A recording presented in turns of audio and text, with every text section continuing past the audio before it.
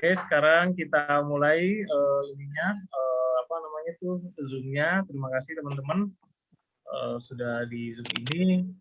Ini yang akan kita bahas sebetulnya ringan dan ini sebetulnya dasar sih, dasar fotografi, yaitu komposisi. Nah, komposisinya yang mau saya ini karena saya jurnalis, jadi saya pendekatannya adalah pendekatan visual storytelling, foto untuk bercerita. Dek. Dek.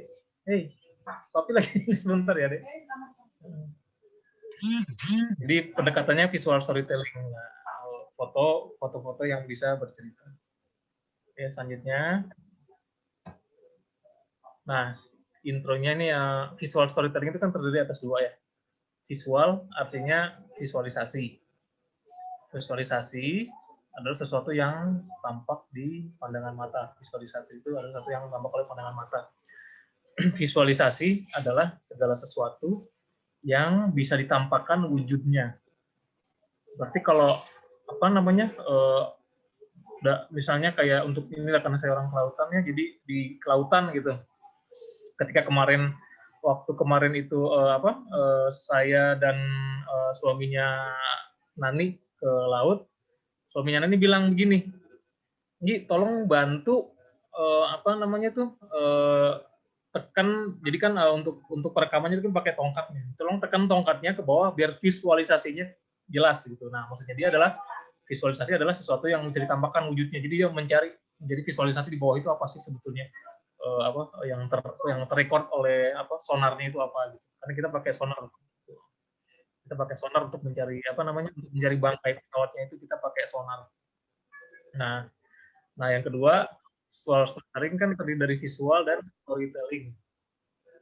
storytelling. Suara saya hilang-hilangan nggak sih? Suara jelas, clear.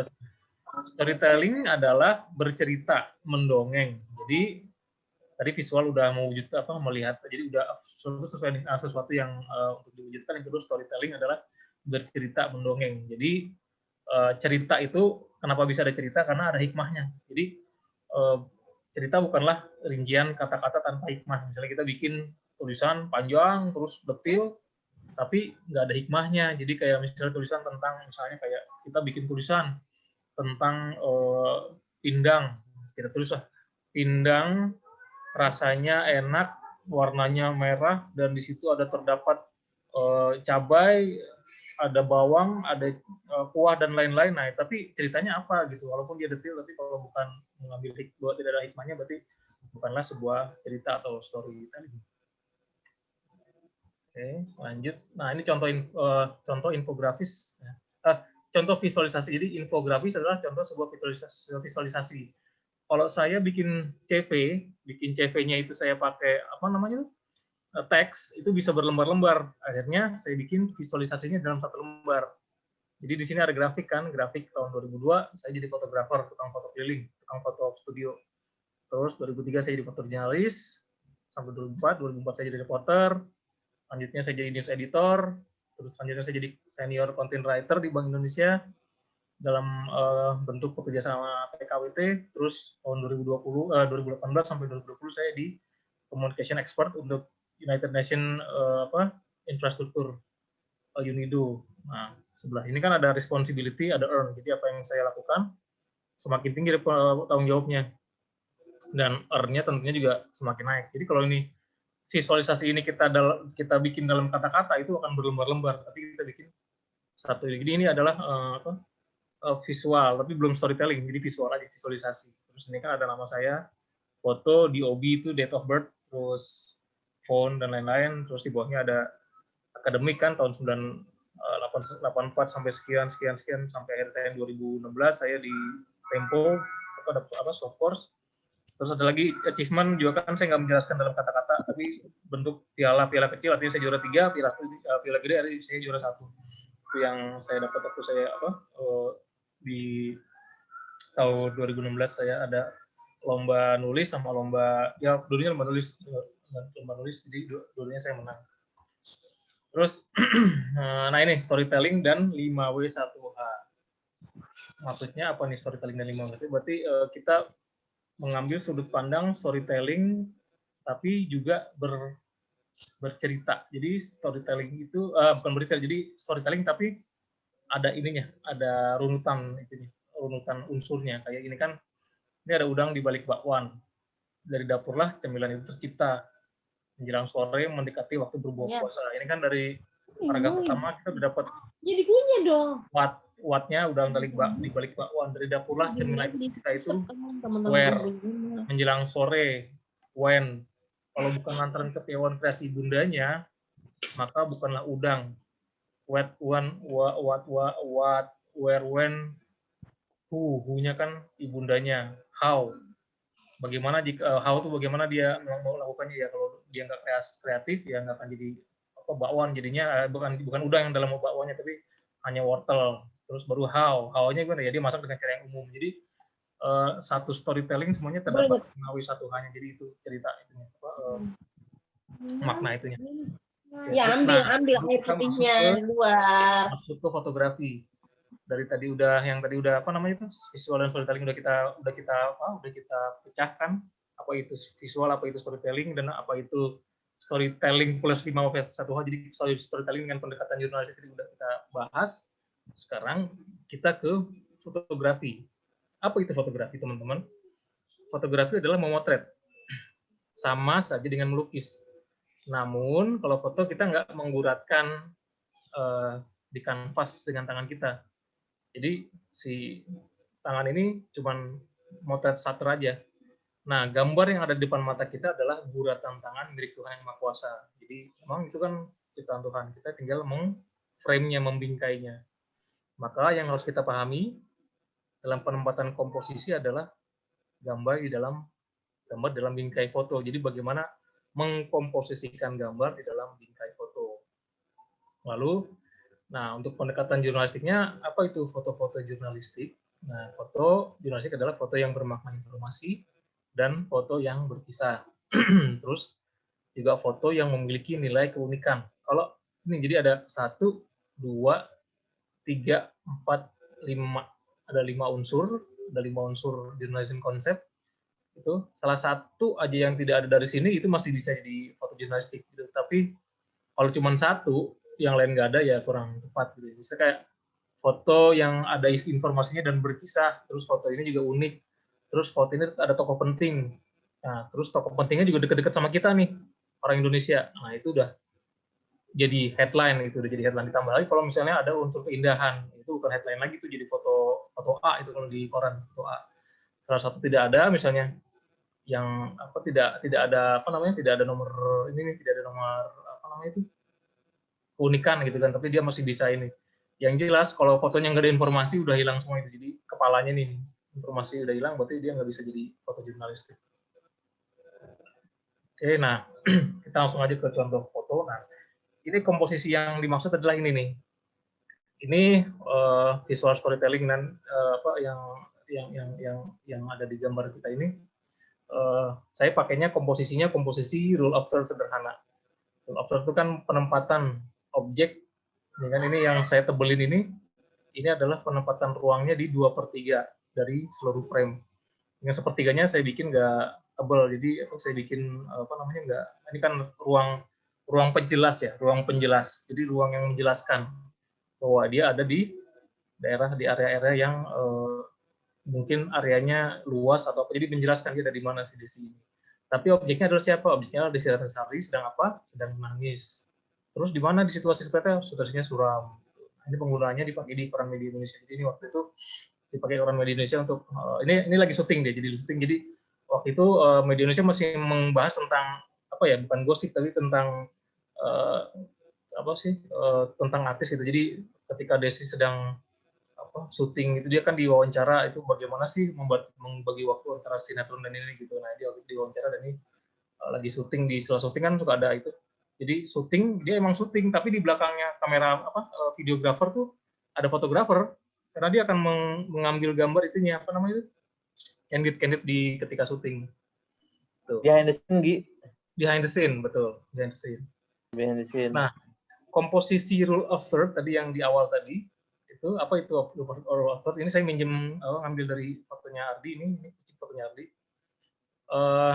Rule of third adalah komposisi dasar yang wajib diketahui semua fotografer dan videografer untuk memposisikan kepantasan framing dari gambar yang mereka ambil. Nah, ini kan masih pantas ya dilihat ya. Coba kalau si kucingnya itu digeser lokasinya jadi nanggung, ini jadi nggak enak dilihat sih. Kalau kita hapus ininya, kita hapus si rule of third-nya, kita hapus, terus komposisinya si kucingnya itu ditaruh di tempat yang sembarang yang nggak sesuai dengan ini. Rule of third biasanya sih untuk orang yang paham, dia ngeliat kayaknya kayak kurang pas penempatannya deh, kayaknya nggak masuk ke rule of third-nya deh. Gitu. Nah, ini kita lihat foto-foto saya yang kita ambil dulu fotonya yang tahun-tahun lama ya. Ini foto saya waktu saya tahun 98 di Senayan, lagi ada demonstrasi, saya motret pakai kamera FM2, Nikon FM2. Penggunanya hanya koleksi pribadi biasa. Terus komposisinya ya rule of third. Nah, itu rule of third-nya itu ada 2 objek bercerita. Cerita pertama adalah ini laki-laki ini, dia ngejar si bos. Yang kedua ini, dia ngeliatin laki-laki, takutnya apa ini? Takutnya kegeleng atau apa gitu kan, jatuh. Ternyata si laki-laki ini pada kisah ini bus yang berjalan, akhirnya dia lewat belakang, masuk ke pintu belakang sini, lewat ini. Tadinya mau mungkin mau lewat sini apa gimana, saya nggak tahu. Kok tuh gebrak-gebrak nih si laki-laki, gebrak-gebrak, woi ketinggalan atau gimana gitu. Akhirnya dia belakang situ. Gitu. Nah, jadi ada ruang kosong di tengah komposisi, ini adalah ruang penjelasan tadi, penjelasan bahwa ini adalah militer, situasinya seperti apa, kejar-kejaran gitu. Oke, lanjut. Nah, ini juga dokumentasi biasa, nih motret saya di Singapura, hanya koleksi pribadi aja. Ini ya saya contohin yang saya bilang tadi, komposisinya harus tepat, komposisi yang harus enak dilihat tuh ya. Ini ketika ini kan dia lagi ada di tengah nih, komposisinya dia ada di rule of third di bagian tengah. Ini yang di 2003 di Singapura. Nah, terus ini foto ini kalau tadi yang sebelumnya kan yang ini dokumentasi biasa, ini foto jurnalistik tipenya ya, tipe fotonya, jenisnya. Nah, ini juga sama foto jurnalistik. Ini adalah korban asap Palangkaraya 2015. Ini dipakainya di BI FB page BI sama di tablet info. Ini foto saya dipakai di situ. Ini komposisinya adalah rule of third. Fokus utamanya dia ada di 2/3 frame kiri, frame sebelah kiri ini. Nah, yang sebelah sini ini jelas bukan siapa-siapa ya. Mereka juga nggak ada artinya. Tapi di sini lah ceritanya. Ceritanya ini kan bisa bercerita heroik, bisa juga bercerita dramatik. Jadi kan dramatik ya, kayak kakek kesakitan, tapi dia ditolong oleh seorang pemuda gitu. Heroik mungkin lebih subjektif. Ternyata TNI AD dia punya jiwa kepahlawanan menurut seorang kakek gitu. Di belakangnya itu adalah area-area yang menjelaskan yang lainnya. Ini kayak di sini kan menjelaskan bahwa ini di frame ini ternyata selain tentaranya dia ada orang lain juga. Terus di sini juga ternyata siapa yang menggelar, Bank Indonesia. Di sini tulisan jelas kan Bank Indonesia untuk negeri. Terus selanjutnya, nah ini editorial. Ini foto editorial ini dipakai oleh Presiden Filipina. Foto saya diambil dari entah diambil dari mana. Pokoknya saya jualan foto kan, foto-foto yang dari laut itu saya nggak tahu dipakainya buat apa kan. Saya lihat di-download sama orang. Ternyata ujuk-ujuk dipakai di sini nih, dipakai di breast cancer campaign. Ini saya motretnya di Bekasi. Ini sebetulnya tangannya pengasuh anak saya. Jadi saya pinjam tangannya, cuman ini kita breast cancer, kita lambang breast cancer. Jadi foto ini jatuhnya sebetulnya foto ini ya, foto apa sih namanya, tematik ya. Jadi tematik. Nah, ini objek utamanya adalah ini nih, si pita ini melambangkan kepedulian terhadap mereka yang menderita cancer. Jadi kalau ada cancer, kalau dia pitanya merah begini, pink ini itu cancer payudara. Ada lagi pita yang lain ada simbolnya. Jadi ini apa sih namanya tuh, setia kawanan lah untuk sesama mereka yang menderita cancer. Ini juga bahasanya tentang bagaimana supaya kita tetap optimis dan bisa bertahan melalui penderitaan cancer. Ini foto saya dipakai di situ di kampanyenya breast cancer Presiden Filipina. Terus ini foto ini juga dipakai oleh WHO kan, WHO. Temanya adalah driving in pandemi di Jakarta. Ya, konsepnya seperti tadi juga, ini juga sama, ini kan masih pakai rule of third, objeknya di tengah. Ini juga sama rule of third, terus objek utamanya ada di sini, di 1/3 dari area yang lain. Area yang lain bukan berarti area yang tidak bisa anggap remeh, tapi ini area yang menjelaskan, yang tadi yang saya bilang. Ini area utamanya, ini area yang menjelaskannya. Area utamanya adalah si perempuannya itu ada di sini. Terus lanjut. Ini juga ini ini modelnya di Bekasi, terus dipakainya oleh poblanerias.com. Ini kan saya jual foto ini, saya jual ke apa namanya, Shutterstock, jual kemana, ke Netgear segala macam, entah yang beli, yang ambil siapa, yang beli dipakai untuk apa, ini dipakai untuk Poblanerias Kolombia. Ini dipakai di Kolombia, dipakai untuk ini nih sebetulnya ini di bawahnya lagi ada tata cara untuk senam payudara. Jadi di sini ada apa untuk ke bawah, cuman saya nggak ambil, nggak capture ke bawah. Nah ini saya pakai konsepnya rule of third yang sederhana aja. Di tengah ininya kan, objeknya di tengah, sisanya ruang menjelaskan ruang. Jadi dia berada di tengah, terus samping-sampingnya itu dia di dinding, terus di atas apa namanya itu karpet anyaman. Nah ini ya saya iseng-iseng fotografi, akhirnya dipakai juga sama ini. Ini saya jual di Shutterstock apa di Adobe Stock ya? Apa di itu ya? Apa di atau ya saya pokoknya kalau saya di online tuh yang saya pakai Shutterstock, Adobe Stock, Unsplash, Getty Image, yang saya jual ke situ saat itu NetGeo, apa lagi ya, NetGeo Wild ya. Itu, nah ini mungkin kayaknya sih kalau saya lihat dari Adobe Stock ya. Dari Adobe Stock. Nah ini dipakai oleh Melting Pot Brownie Shop London. Ini di halaman depannya. Jadi kita buka Melting Pot meltingpot.com apa nama halaman situsnya saya nggak tahu, lupa ya. Ketika buka situsnya itu nanti ini apa namanya di halaman depannya foto saya di situ pakai. Ini diambil di Jakarta.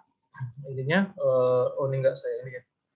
Komposisinya rule of third, tidak kelihatan kan, sama dia pun udah digarisnya. Komposisinya ada di tengah untuk horizontalnya, untuk horizontal bukan vertikal, kan ada di vertikal, di horizontal dia ada itu. Ini di horizontalnya dia ambil di tengah horizontal, di frame tengah objek utamanya. Nah lalu selanjutnya adalah tadi yang rule of third udah selesai, kita bahas rule of third, udah kira-kira udah paham ya tentang rule of third ya teman-teman ya.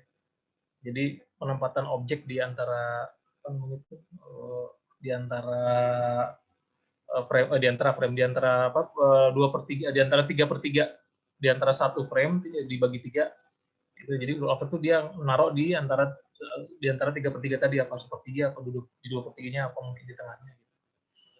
Selanjutnya adalah golden spiral composition, yang apa namanya point interest-nya berada di titik persimpangan. Jadi ini titik persimpangan itu sebetulnya ini. Jadi point interest-nya ada di antara titik persimpangan. Jadi Mona Lisa dan ya seluruh badannya ini jadi apa namanya, jadi point of interest. Mona Lisa ini kan lukisan paling mahal di dunia kalau nggak salah ya, Mona Lisa ini. Jadi dia ininya pakai komposisinya pakai golden spiral. Nah ini contoh-contoh golden spiral yang saya ambil. Ini temanya foto jurnalistik dan advertorial. Judul temanya sekolah alam, tapi tipe fotonya ini foto jurnalistik dan advertorial. Judulnya Sekolah Alam Masa Pandemi, diambil di Bekasi. Digunakan oleh Green Hill Residence Editorial ini mereka sama dipakai FE Photographer.net. FE itu foto pilihan editor. Jadi di sana tuh setiap Ardi tahu lah itu di Photographer.net itu setiap Ardi dan Desti kayaknya paham deh Photographer.net. Jadi setiap berapa waktu sekali dia memilih foto-foto yang menjadi pilihan per editor. Nah ini pada saya satunya jadi pilihan mereka, foto pilihan mereka. Nah ini golden spiral composition. Nah ini kan ininya POI-nya kan ada di antara 2/3 kan. Nah jadi bukan ada di 2/3 ini kan, di 2 dan 3 ini. Jadi sebelah sini menjelaskan tentang dia belajar di hutan, belajar sekolah alam.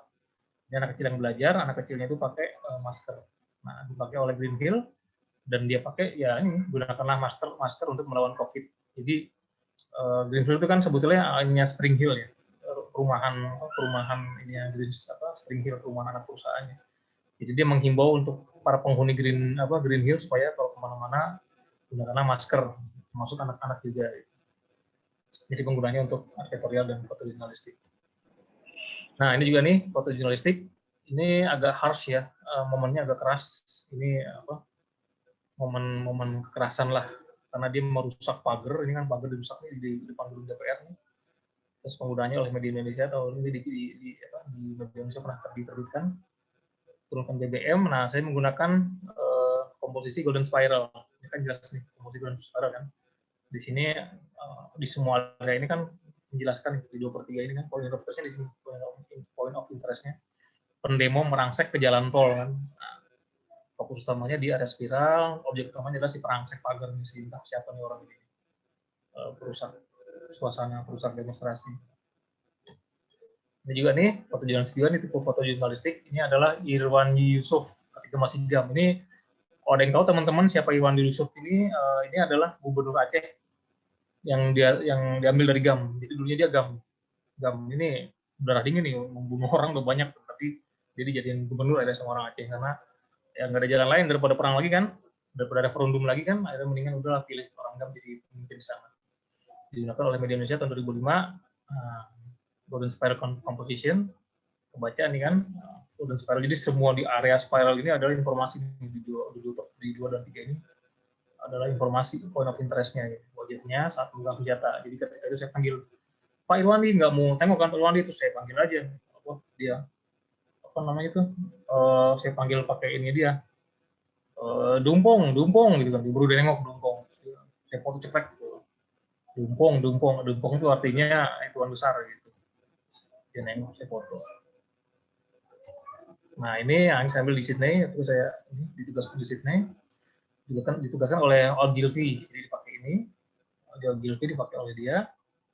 Nah ini saya dijadikan, ini foto juga dijadikan oleh fotografer, dijadikan FPA juga. Nah ini komposisinya Golden Spiral, nah ini komposisi Golden Spiral, ini.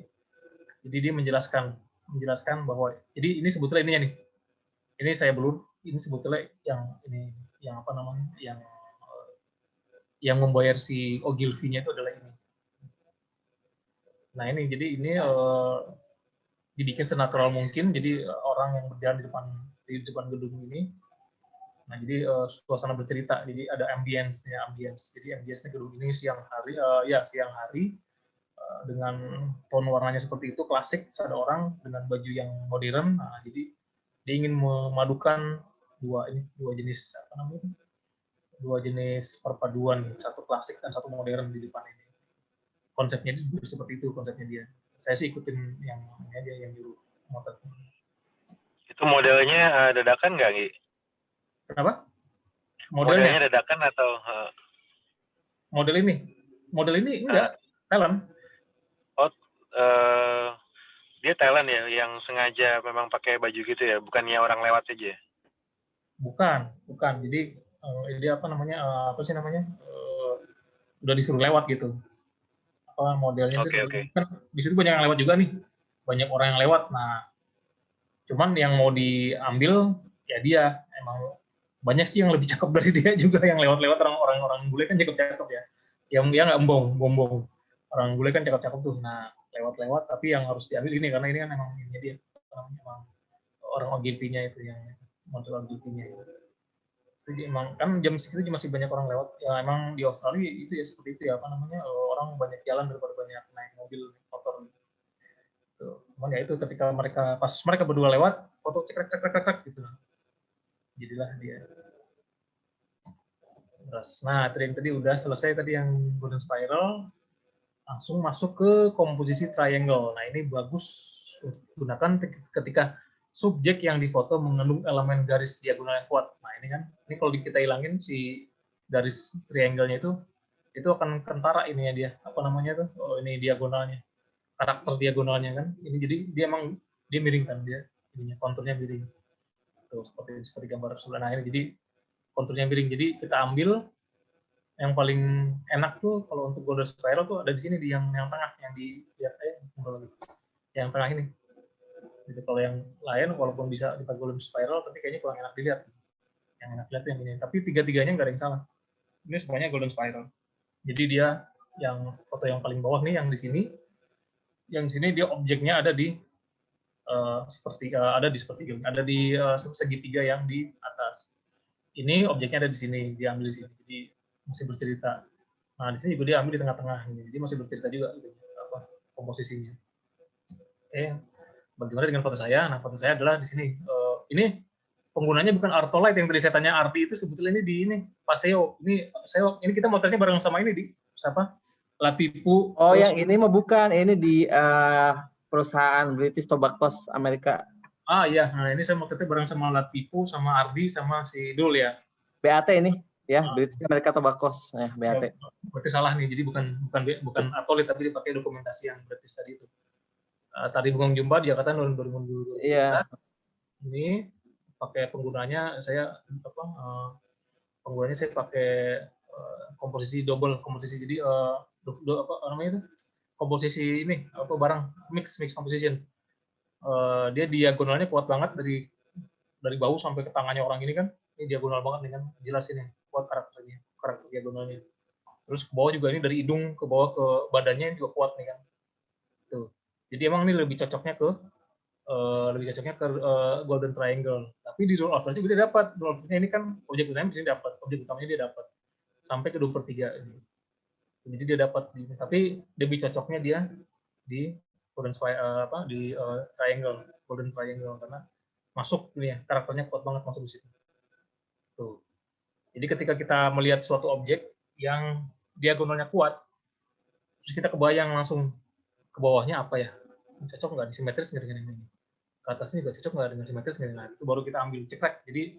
Jadi kalau untuk apa namanya motret kayak saya belum profesional, saya masih dibilang pembelajar lah. Jadi saya motret gini nggak langsung cepet, enggak, saya lihat dulu, nunggu momen cekrek. Tapi kalau orang yang udah profesional itu dia cepat banget nunggu momen dia, ya, tapi jadinya keren-keren. Krek, misalnya 6 kali jepret gitu kan, 6 kali jepret yang gagal cuma 1, 5 yang kepake. Nah kalau saya krek, yang 5 gagal, 1 yang kepake gitu. Jadi apa masih seperti itulah, saya masih belum bisa dibilang profesional. Nah ini ya, ini kalau ini saya nunggu momen ketika gini, gitu kan, ketika lagi gini-gini terus saya foto cekrek, ini mudah-mudahan dapat gitu, ternyata dapat. Jadi saya masih pakai ilmu mudah-mudahan. Tapi kalau yang udah profesional udah nggak pakai mudah-mudahan lagi, ini emang udah yakin krek gitu. Setelah foto profesional kayak kalau untuk foto jurnalistik itu yang bisa seperti itu tuh ada James Snatchway. Dia di kondisi perang segala macam itu dia bisa menghasilkan foto yang gila-gilaan. Itu dia udah Snatchway itu waktu saya baru jadi fotografer, saya baru jadi tukang foto studio, dia itu udah dapat Pulitzer berapa kali. Saya umur baru 23, dia udah dapat Pulitzer 2 kali Pak. Si Snatchway itu. Apalagi sekarang dia kalau suruh turun ke perang mau udah jadi makalah dia James Snatchway. Nah ini juga ini, nah ini saya waktu di Aceh pengen seperti Snatchway kan, ini kan lagi dar nih, nah saya motret dari jauh pakai lensa zoom, pakai kameranya masih pakai kamera FM75 yang pakai film, saya dari jauh tuh, ya karena saya takut ketimbuk peluru kan, bukan ketimbuk batu, ketimbuk peluru kena kepala, udah, biasanya udah tinggal nama gitu kan, nah ini saya dari jauh, dia mereka lagi dar tembak sana tembak sini kan, nah karena jam itu kan dia nembakin, nah ini si ininya nih keluar nih si yang ini nih. Si apa sopirnya ini keluar nih, sopirnya dia anti peluru ya, si kacanya anti peluru gitu kan, ini sopirnya keluar, jadi ternyata katanya stop kita nembak objek yang kosong karena itu bukan gam, mungkin apa distraction gitu, jadi baku tembak gitu kan dari luar. Udah setelah itu saya foto, jadi kebetulan dapatnya ini komposisinya seperti ini, golden spiral kalau yang menurut saya, tapi setelah saya lihat-lihat lagi ya, kalau saya pasang golden emang bisa golden, tapi kok setelah saya type lock lagi dengan rule of third, kok lebih cocok ke rule of third gitu kan, makanya itu ya, kalau menurut saya sih ini lebih ke rule of third daripada golden spiral, walaupun dapat karakter diagonalnya kuat, kan dari sini kan nih diagonal nih kan, ini diagonalnya kan dapat nih, terus ini juga dapat nih ke bawahnya nih, lurusan ini dapat.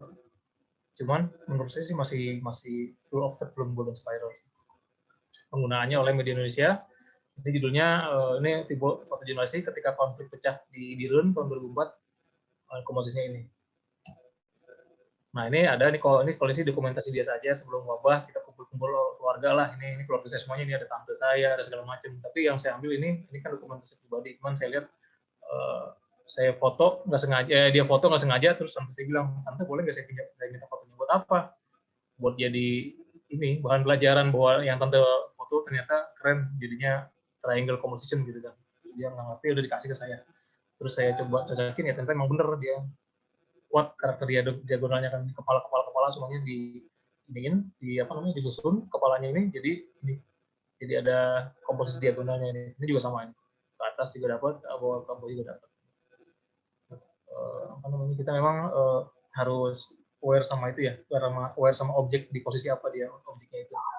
Ketika sedang ada di situ langsung jangan ragu-ragu untuk motret momen. Makanya kalau kamera itu yang paling penting buat saya adalah cahaya dan fokus sih.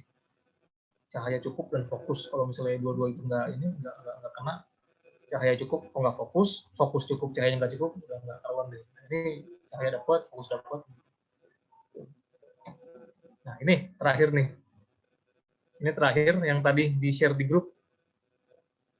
Di share di grup ini saya bikin golden spiral gitu kan, yang tadi Bombong nanya gitu kan, harusnya seperti ini. Dari mana asalnya? Dari sini. Jadi dibikin apa namanya di 2/3 ini informasi semuanya dari Gunung Pancar, Hutan Pinus, ini objeknya adalah 2 orang manusia ini. Nah, jadinya seperti ini. Jadi apa yang tadi itu, yang foto sama Ardi itu dia pakai tripod. Setelah difoto jadinya seperti itu, dan kalau kita otak-atik ininya, kita otak-atik komposisinya, jadinya lebih cocok seperti ini. Kalau kita pakai triangle nggak dapet. Pakai rule of third juga nanggung dia. Nah, itu di sini saya pakai ini. Rule of third juga sebetulnya dapat, rule of third bisa. Cuman ya jadinya saya rule of third jadinya ya ini tetap di tengah. Jadi saya tetap di tengah, dan saya dan Ardi tetap di tengah gitu ya. Nah ini ke atasnya juga nggak sampai ke atas banget, paling cuma sampai sini gitu. Supaya kelihatan lebih pantas. Terus ya udah selesai gitu ya. Ya, jelas banget. Kira-kira gitu. Baru ngerti sekarang.